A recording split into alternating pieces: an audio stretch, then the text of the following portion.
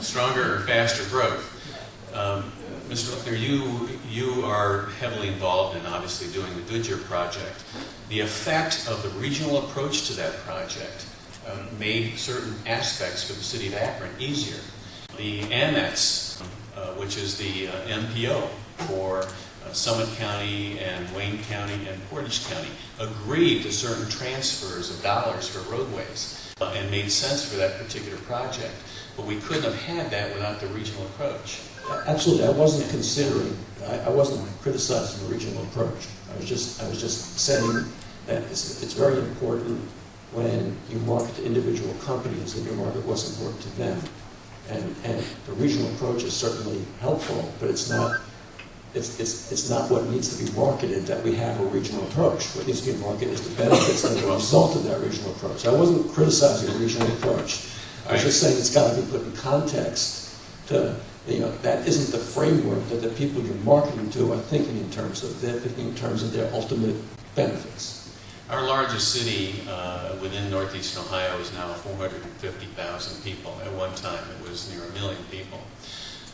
And I think having a region providing job-ready sites, focusing on infrastructure that's already in place, using their tax dollars wisely and efficiently so that companies that are growing and are here aren't overly taxed and couldn't put their monies toward those things that they have to do. And I think knowing that there are regions around the world, I see, the European Common Market, boy, the stuff that they overcame, if we can't overcome the simple things that we have to do, shame on us. And yet, the vibrancy. And that's really what I'm talking about. But certainly we don't have to say the reason to move here is because they're regional. But boy, the reason to move there because they're 4.1 million people that are working together, and we might not even known about that had they not worked together. A Hudson cannot draw in a Goodyear. And in some cases, not even Akron, without a Hudson's help, or all the other communities that surround, and providing the places for those people to live and flourish as those who are here in Northeast Ohio are doing now. Oh, absolutely. Goodyear could not stay in Akron if there wasn't a Hudson for some of the executives to live in. So, I mean, clearly there are regional attractions, and you have to do that, but the company isn't going to come. You can't sell it on regionals. You've got to sell it on the benefits. And one of the things that you have is you have language. When you bring a company into a community, right, that community has to be able to talk in that company's language as opposed to in their language. That's why I raise it. And I base my entire business on your comment about excess infrastructure here. Because one of the things we sell is because the existing infrastructure, in my case the buildings, the roads are empty and they're inexpensive, we can compete, but ultimately we're arguing dollars. We're not arguing, hey, there's excess infrastructure. We're arguing that we can do it cheaper than the next guy could do it. The reason we can do it cheaper than the next guy could do it is because the infrastructure exists. The existing building exists, and we got it at a low price. And, I think your timing is right. I really do. Keep it up. Well, speaking of infrastructure, we have time for one more question. I just want to throw this out to all three of you. It's I think, a very interesting question. I'd like to get each of your opinions. What do you think economic development is going to look like in the future, and how can that be better coordinated regionally? And more specifically, what role do you think is appropriate for NOACA to play in regional economic development? Well, have you seen the price of oil lately? I think that is the lead-in to the answer to the question.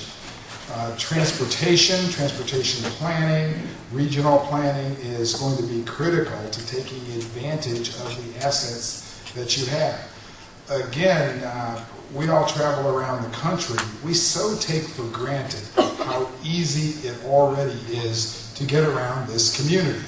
As a for instance, when we went after the Republican National Convention to come to Cleveland, it's to the surprise of some of us, Mayor Frank Jackson, an inner city mayor, city councilman says, we got to get those Republicans here. We put in our application and we were concerned we don't have enough hotel rooms. How are we going to compete? Then we learned that the criteria was any hotel that you can reach within an hour of the venue. Around here, you know what that means. We can put people up in Sandusky.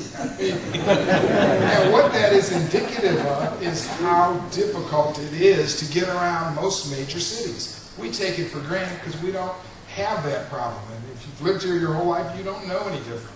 But the fact that we have such a well-developed infrastructure, transportation infrastructure already, close proximity of these communities, and a lack of congestion means we've already got an advantage, and we need to continue to capitalize on that. As the cost of transportation increases, it's happening all over the world. We were just over in France with that continental, the new nonstop service between Paris and Cleveland, and the farmers, the truckers, they're going crazy over there. They're having near riots over the price of oil. We may not be that far behind. The advantage, of course, is going to go to those communities that can solve that conundrum without sprawling out and having everything difficult to reach and very expensive to reach, but instead can take advantage of their existing core and keep those costs down. So I think it's going to be critical, both from the standpoint of the cost of transportation, as well as for the type of cooperative regionalism that Mayor Currin has been describing, that NOACA plays a critical role in making certain we take advantage of our assets and we don't, that we move in the right direction instead of the wrong direction. Mayor Currin, any thoughts, sir? Just a couple. Oh, Yes. Surprising. Actually, NOACA and all our MPOs will play a major role for the future. And quite frankly, in talking with the directors of both Eastgate and Nance and NOACA, and also the Stark County coordinated facility, they have been thinking and having ideas on this whole arena for quite some time and are ready to embrace it. One of the pursuits that we had, and again I asked everyone to go to the website to see the summary report, and it says, number one, pursue a coordinated, collaborative, comprehensive, region-wide land use planning. Action steps include the Northeast Ohio Mayors and City Managers Association requests the boards of current regional metropolitan planning organizations, MPOs, to assign to their directors the task of preparing a report on how to establish a planning process that coordinates the 16-county region. And that 16-county region, the goal should be to advance the region's economic competitiveness, to enhance the economic stability of all jurisdictions within the region, to minimize the cost of infrastructure and energy, to maximize the use, to minimize the loss of farmland, open spaces, and natural resources, to minimize environmental degradation, and determine how to establish a region-wide database for land use planning and monitoring development patterns, land use change, and the tax base change. So the NOACAs, the MPOs will play a major role. Okay, thank you very much. Stu, anything else for the good of the order on that question? Or we have a couple minutes left, and we could start it with you, we could finish with you. I'm not sure I understand what you just asked me. I'll take that as a no. You know, I think what we've seen here today and heard over and over again is that collaboration is the key. And I think that's rocket science. I think we all know that. I think we also know that in order to eventually collaborate, we have to communicate.